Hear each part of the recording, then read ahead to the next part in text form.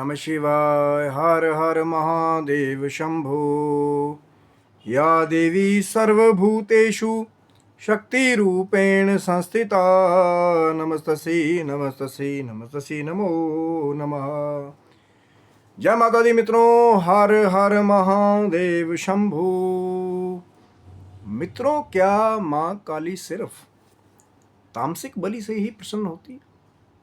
आज एक ऐसा गहन प्रश्न जो कई बार जो सात्विक मार्ग को फॉलो करने वाले हैं या कहीं ना कहीं जो सात्विक भक्त हैं, जो कहीं ना कहीं बड़े ही एक दयालु हृदय वाले हैं कि अपने साथ साथ वो जो निर्दोष जानवर है कहीं ना कहीं उनका भी ख्याल रखने की कोशिश करते हैं कि ये जो बेचारे बोल नहीं सकते, कहीं ना कहीं जो हमारे को मनुष्य जन्म मिला है, कहीं ना कहीं उनका भी ख्याल रखने की कोशिश करते हैं। तो वो जो दयालु हृदय वाले वो जो भक्त हैं, कहीं ना कहीं जो कोमल हृदय के हैं, जिनके हृदय में पशु पक्षियों के लिए भी थोड़ी सी कह सकते हैं कि दया है और सात्विकता है, तो उनके माइंड में कई बार जो दूसरे जो लाइन के लोग हैं, कहीं ना कहीं जो आजकल पॉडकास्ट पे मेरे हिसाब से बाढ़ आई हुई है, मैं हर बार बात करता हूँ।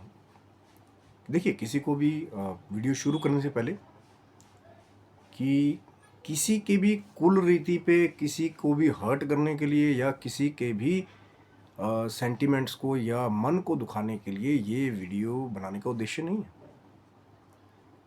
एक प्रश्न उन लोगों का है जो सात्विक मार्ग को फॉलो करने वाले, जो पशु पक्षियों का कहीं ना कहीं वो रक्षण करने वाले लोग हैं, कहीं ना कहीं जिनके मन में वो दया भावना है। और एक तरफ एक दूसरे सेक्ट के लोग हैं जो कहीं ना कहीं तांत्रिक ग्रंथों को पढ़ने वाले, तांत्रिक मार्ग से चलने वाले, या मैं खुल के अगर बात करूं कि वामाचार को फॉलो करने वाले। तो जब ये सात्विक लोग जो हैं, जब कभी वो जो सो कॉल्ड आजकल बाढ़ आई हुई है पॉडकास्ट पे, उसको देखते हैं कि वहाँ पे बड़े बड़े लोग वामाचारी या वामाचार को फॉलो करने वाले, जब देखिए मैं फिर वही बात कर रहा हूँ कि किसी को सही या गलत नहीं मैं कह रहा हूँ, एक अलग सेक्ट है और एक अलग मार्ग को फॉलो करने वाले, एक अलग मार्ग को फॉलो करने वाले, अलग मार्ग को फॉलो करने वाले।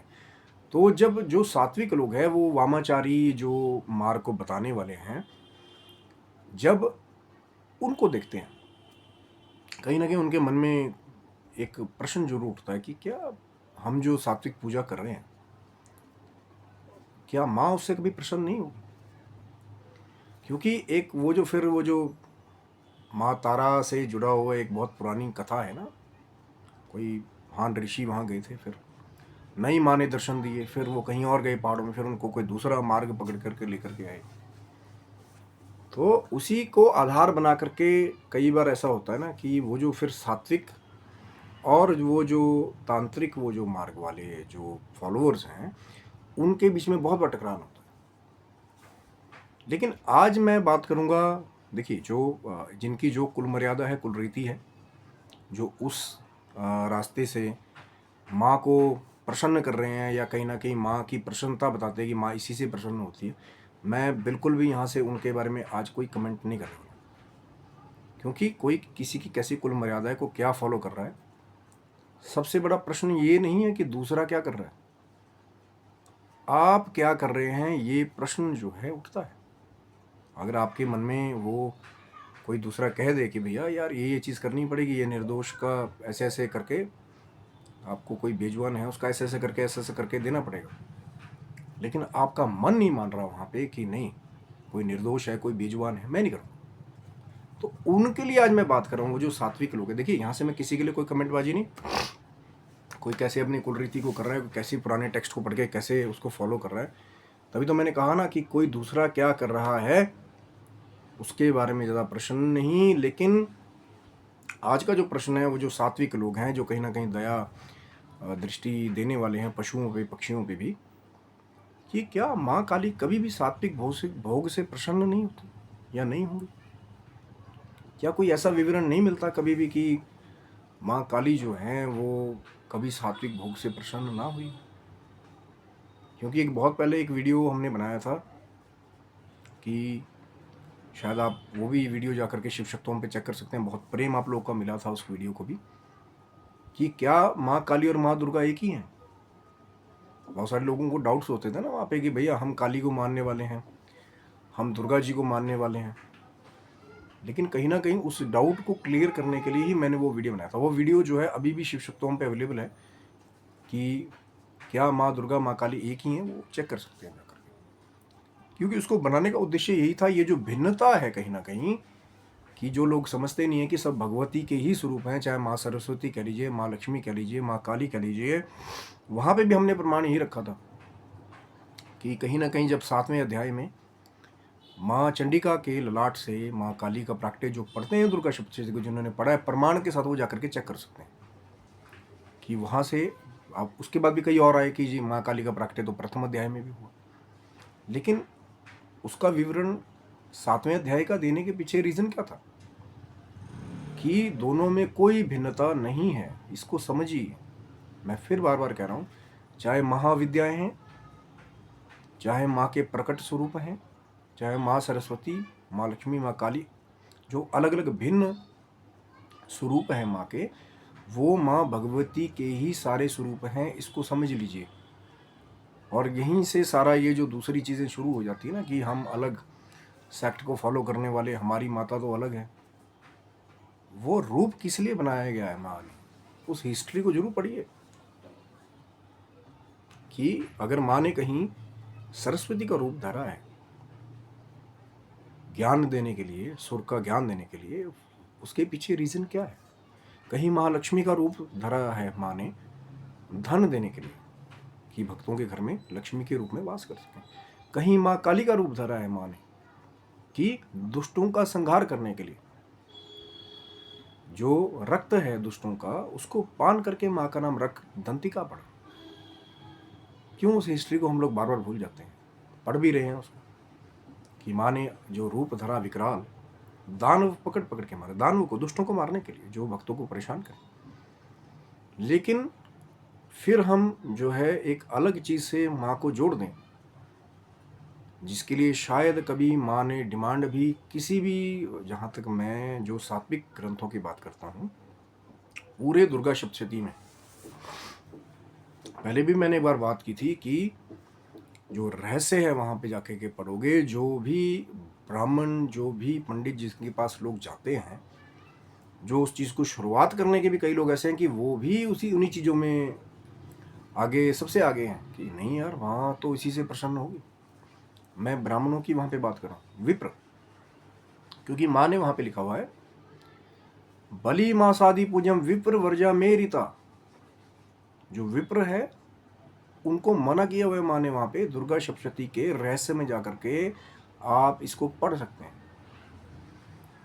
थोड़ी मेहनत तो करनी पड़ेगी, कि भैया बिना प्रमाण के ही तीर छोड़ रहे हो, नहीं, जाकर के गीता प्रेस गोरखपुर दुर्गा सप्तशती को पढ़िए।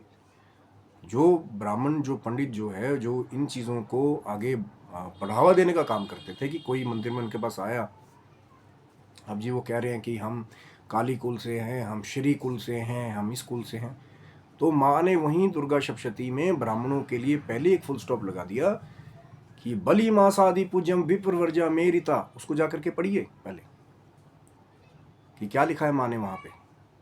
गीता प्रेस गोरखपुर दुर्गा सप्तशती, आधार मार्कंडेय पुराण, उसको पढ़िए। अगर और भी डीप जाना चाहते हैं तो मार्कंडेय पुराण को निकाल करके फिर डीपली और पढ़िए उसमें, जिसको पुराण की संज्ञा मिली हुई है। क्योंकि अभी भी हमारा जो ये जो भारतीय संस्कृति है, कहीं ना कहीं जो 18 पुराण, 4 वेद और उपनिषद है, कहीं ना कहीं अभी उसको ही पूरा आधार मानते हैं। हाँ, मैं मानता हूँ कि कुछ ऐसे तांत्रिक ग्रंथ हैं पुराने, रुद्रयामल तंत्र की बात करते हैं, भैरव तंत्र की बात करते हैं, लेकिन किसको फॉलो करने के लिए वो ग्रंथ बनाए गए? क्यों उनको हर जगह सार्वजनिक नहीं किया गया, या एक सार्वजनिक पद्धति नहीं दी गई कि सब उसको पढ़े?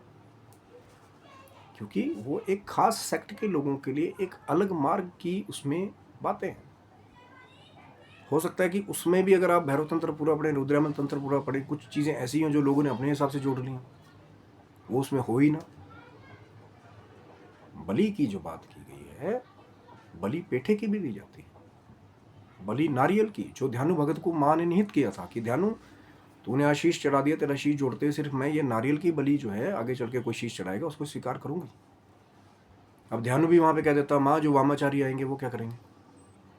आपने तो वहां से कह दिया कि मैं नारियल की बलि स्वीकार करूंगा, तो एक तो बहुत बड़ी चर्चा वहां से भी छिड़ जाती है ना, अगर ध्यानु भगत कोई और प्रश्न करते वहां माँ से, क्योंकि जब माँ भगवती ने ही अपने दर्शन दे दिए, फिर चाहे वो सत मार्ग से मिले ध्यानु को या कोई दूसरा मार्ग है, वहां प्रश्न कहाँ रह जाता है? माँ के दर्शन हो गए, माँ ने ध्यानु का शीश जोड़ दिया, माँ ने नारियल की बलि निहित कर दी। सभी जागरणों में आप जाएंगे तो देखेंगे कि वहीं से नारियल की बलि जो है, प्रथा जो है प्रचलित है कि बलि के रूप में ही नारियल चढ़ाया जाता है, क्योंकि उसमें मुंह बने होते हैं, पहले उसको ध्यान दे करके देखिएगा। फिर एक अलग सेक्ट है, मैं तभी तो मैं बार बार बात करता हूँ ना, किसकी कैसी कुल मर्यादा है, कुल रीति है, किन ग्रंथों का वो अध्ययन करें, मैं उसके बारे में ज़्यादा नहीं जाऊँगा। आप लोग क्या फॉलो करना चाहते हैं मैं उसके बारे में बात कर रहा हूँ कि जो सात्विक लोग हैं, कहीं ना कहीं उनके मन में बार बार प्रश्न आता है कि जो हलवा पूरी चना हम लोग बनाते हैं नवरात्रि में, क्या माँ उससे प्रसन्न नहीं होती? क्या माँ पेठे की बलि से प्रसन्न नहीं होती? क्या माँ नारियल की बलि से प्रसन्न नहीं होती? कोई छोटी सी गुड़िया छोटी सी चुनरी लेकर के जो है, या छोटा सा श्रृंगार लेकर के कंजक रूप में जब आपके घर से आशीर्वाद देके जाती है, क्या माँ तब प्रसन्न नहीं होती? क्योंकि ये दो साक्षात रूप जो हैं वो माँ के बताए गए हैं, एक ज्योत रूप में, इस कली काल की बात कर रहा हूँ मैं, वो तो बहुत उन्नत सिद्ध हैं, तपस्वी हैं, जिन्होंने बहुत बहुत साल माँ की साधना की है, जो माँ के रियल दर्शन के साक्षात्कार की बात करते हैं या जिनको असली में हुआ है। रामकृष्ण परमहंस जी जो है, जो खोए रहते थे माँ के ध्यान में, क्या सब के सब वैसे हैं? आज एक दिन जी हम आज ये वाला भोग देंगे, एक दिन वहाँ गए, चाहे साल में पूरा साल वहाँ जाते ही ना हो, सेवा ना करते हो, लेकिन नहीं, माँ तो हमसे बहुत प्रसन्न है। रामकृष्ण परमहंस जी जिनकी बातें कर करके लोग आगे वो एग्जाम्पल देते हैं दूसरी चीज़ों का, कि वो ये खाते थे वो खाते थे, वो 24 घंटे कहीं ना कहीं लोग ये कहते थे कि वो कहीं ना कहीं माँ के ध्यान में खोए रहते थे जाकर, और जब ध्यान टूट जाता था तो छोटे बच्चे के रोना शुरू कर देते थे। तो वो थे रामकृष्ण परमहंस जिनके हाथ से माँ काली आकर के स्वयं भोग खाती थी, और वो भी पता चला नहीं कि वो भोग किस चीज़ का होता था। जो हिस्ट्री में बार बार नहीं जा रहे हैं ना प्रॉपरली, उसको चेक नहीं कर रहे, पूरी कहानी को पढ़ नहीं रहे, बस पॉडकास्ट पे आके बैठ गए, नए नए बच्चों को ये बता दिया इससे ऐसा इसी से होगा, तो कहीं ना कहीं जो पूरा नहीं पढ़ रहे हैं, जो वेदाचार करने वाले हैं वो तांत्रिक सीक्रेट टेक्स्ट को पूरा नहीं पढ़ रहे हैं, जो सिर्फ सीक्रेट तांत्रिक टेक्स्ट को पढ़ने वाले हैं वो वेदाचार को पूरा नहीं पढ़ रहे हैं। तो यहीं पे ये कन्फ्यूजन क्रिएट हो जाता है कि माँ को जिस भी भाव से आप, जो भी भोग आपके पास उपलब्ध है, चीनी की तो मैं भैया दूर से ही नमस्कार करता हूँ, किसी के पास असली वो धागे वाली मिश्री भी हो ना, शक्कर भी हो थोड़ी सी, माँ गुड़ से भी प्रसन्न हो जाती है। जो देवी कालरात्रि का जो भोग है, जो प्रकट नवरात्रों में अगर आप जाकर के विद्वानों के साथ आप पढ़ेंगे उस चीज़ को, तो वहाँ जो माँ का विशेष भोग है देवी कालरात्रि का, वो गुड़ बताया गया है वहाँ पे नहीं लिखा हुआ कि बहुत बड़ी कोई जी लेकर के आप लंगर लगाओ वहाँ पे। माँ तो गुड़ से भी प्रसन्न हो जाती है, क्योंकि जो साधना करता है, जो माँ का नाम लेता है, कैसे भी ये इनके कैसे भी माँ से जुड़ा हुआ है, चाहे कीर्तन से, सेवा से, मंत्र जाप से, माँ के ध्यान से, माँ सबसे प्रसन्न है। अब मैं ये यहाँ से वो भी नहीं कह रहा कि वो जो दूसरा वो जो फॉलो करने वाले हैं दूसरे ग्रंथों को,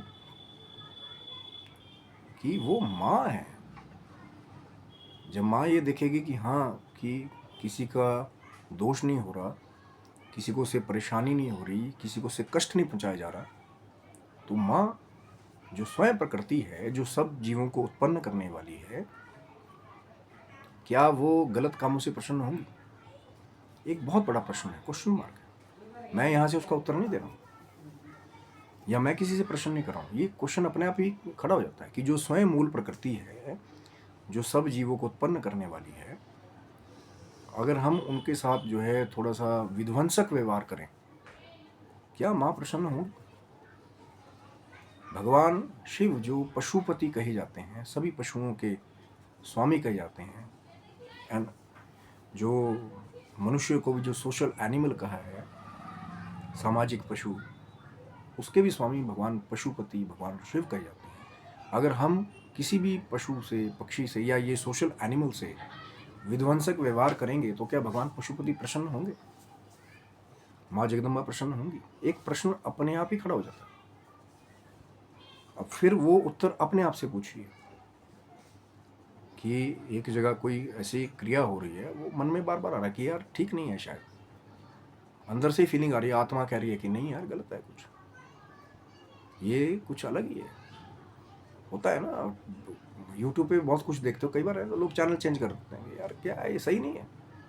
अंदर से आवाज़ आती है। आत्मा जो है, जो परमात्मा का अंश आपके अंदर छिपा हुआ है, भले ही आप बहुत बड़ी शास्त्र के ज्ञाता ना हो, भले ही आप वो पूरे तांत्रिक ग्रंथों के ज्ञाता ना हो, भले ही आपने बहुत बड़ी पोथियाँ ना पढ़ी, लेकिन कहीं ना कहीं सही बुरा अच्छा, किसी को कष्ट हो रहा है, सबको दिखाई देता है कि हाँ कुछ ठीक नहीं है। अंदर से आवाज़ आती है कि भैया ये काम सही नहीं है, ये मार्ग सही नहीं है। बोल तो रहे हैं कि इससे ये मिलेगा, वो मिलेगा, पर अंदर से आवाज़ आ रही है कि भैया कुछ ठीक नहीं है, मन में तृप्ति नहीं हो रही। और एक वो पावन भक्ति है माँ के नाम की, कि जहाँ भक्त माँ के नाम का जप करता हुआ सारे संसार में निर्भय होकर के विचरता है। एक जगह वो है जहाँ वो क्रिया से भयभीत हो रहा है, यार पता नहीं मैं सही कर रहा हूँ नहीं कर रहा हूँ, गलत गलत फीलिंग आ रही है अंदर से।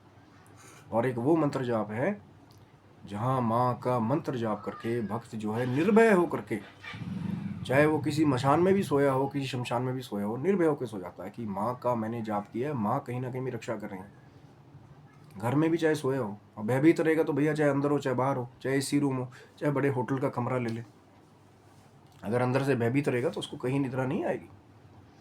और वही जब माँ के मंत्र का जप करके निर्भीक हो जाता तो चाहे शमशान में ही लेटा हो तब भी उसको निद्रा आ जाएगी, क्योंकि उसको माँ के नाम का विश्वास है कि मैं सही मार्ग पे चल रहा हूँ, मैं माँ भगवती का जप कर रहा हूँ। वो माँ भगवती की ऊर्जा जो उस मंत्र में है वो पता चल जाती है। तो कहने का उद्देश्य वही है वीडियो को। अब कई लोग बोलेंगे भैया बात कहीं और चल रही थी, कि सात्विक भोग भी अगर कोई कंजक प्रसन्न हो जाए, उसको हलवा चने भी आप खिला देंगे, घर में आएंगी आपके, कंजक प्रसन्न तो माँ प्रसन्न। कहीं ना कहीं ये एक तरीका है। मैं वो दूसरे वाले पे तो कमेंट ही नहीं कर रहा हूँ अभी कि सही है कि गलत है। मैं आज कह रहा हूँ कि आप क्या करना चाहते हैं, जो सात्विक लोग हैं, जो माँ को सात्विक भक्ति से पाना चाहते हैं। कि अगर भाव होगा, हलवा चने पूरी छोटी छोटी कंजकों को आप जो है, चाहे छोटी चुन्नी हो, खास विशेष दिनों पे। आज जो वैष्णो देवी जी की, माँ वैष्णो देवी जी की ख्याति है, उसको भी पढ़िए कि कैसे श्रीधर पंडित जी जो है नित्य प्रति जिनका ये नियम था कन्या पूजन करना, आज कहाँ ख्याति पहुँच गई जाकर के उनके परिवार की, जाकर के उसको देखिए। लेकिन जो विशेष दिनों में भी कन्या पूजन करते हैं, वहाँ आशीर्वाद प्राप्त करते हैं, तो माँ वहीं से प्रसन्न है। चाहे फिर माँ सरस्वती का स्वरूप हो, माँ लक्ष्मी का स्वरूप हो, माँ काली का स्वरूप हो, माँ वहाँ से भी प्रसन्न है। अब फिर वही प्रश्न हो गया कि क्या माँ यहीं से प्रसन्न है या सबसे प्रसन्न है। जो भी माँ का भक्त है, माँ की सेवा से जैसे भी जुड़ा हुआ है, मंत्र जाप से, तपस्या से, सेवा से, कोई माँ के विग्रह की सफाई करता है, कोई कंजक को प्रसन्न कर देता है, किसी गरीब की बेटी के कन्यादान में जाकर के शामिल हो जाता है, माँ वहाँ भी प्रसन्न रहती है। फिर वो प्रश्न वही उठ गया कि क्या माँ वहाँ दूसरे कामों से प्रसन्न है? जो कुछ विध्वंसक क्रियाएं हैं वो आप डिसाइड कीजिए, ना ही मैं यहाँ से कोई स्टेटमेंट दे रहा हूँ। प्रश्न जो आपके मन में खड़ा होगा उसके बारे में विचार आप करें, उसके विचार में बारे में उत्तर आप लोग दें। क्योंकि मेरा कार्य तो है कि जो कहीं ना कहीं सात्विकता है, जिसको प्रथम गुण कहा गया है तीनों गुणों में से, सत रज तम, तो उसकी बात जो है वो परमात्मा भी स्वयं उसकी बड़ाई करता है सात्विक गुणों की। जो बाकी के दो गुण हैं वो भी इम्पोर्टेंट है, लेकिन कहाँ कहाँ कैसे उसका प्रयोग है वो एक अनदर चर्चा का विषय है, एक अलग चर्चा का विषय है। तो ये था मित्रों वीडियो, कहीं ना कहीं कि क्या माँ सिर्फ तामसिक भोग से ही प्रसन्न होती हैं, एक चर्चा। देखिए, किसी के धर्म पे या किसी की मर्यादा पे, कुल मर्यादा पे कोई भी यहाँ से कोई कटाक्ष नहीं है, एक चर्चा करने की हमने कोशिश की। अगर कमेंट करना चाहेंगे तो मर्यादित शब्दों में कमेंट करें, क्योंकि बच्चे, बूढ़े, माताएं, बहनें सब कमेंट्स पढ़ती हैं। कई बार सिद्ध सन्यासी भी जो है, हो सकता है हमारे कमेंट्स पढ़ रहे हैं। तो अपने शब्दों का ख्याल रखिए। कोई बात अगर आप रखना चाहेंगे तो हमारी तो दास की छोटी सी कोशिश है कि जो हमारा भाव है वो हमने प्रकट किया। हमने किसी दूसरे को नहीं कहा कि वो गलत हैं या वो बंद कर दें या ये कर दें। जो मेरा भाव था वो मैंने प्रकट किया, जिस मार्ग को मैं फॉलो करता हूँ। कोई कैसे माँ को दूसरे मार्ग से जो है प्रसन्न करने की कोशिश कर रहा है, उसके बारे में बिल्कुल भी यहाँ से कोई कमेंटबाजी नहीं, कुछ भी नहीं। सिर्फ मेरा भाव था, मैंने प्रकट किया। और आप स्वस्थ रहें, मस्त रहे। भगवान शिव की, माँ जगदम्बा की कृपा आपके पूरे परिवार के ऊपर बनी रहे। तब तक के लिए हर हर महादेव शंभु। जय माता दी मित्रों आप सबको।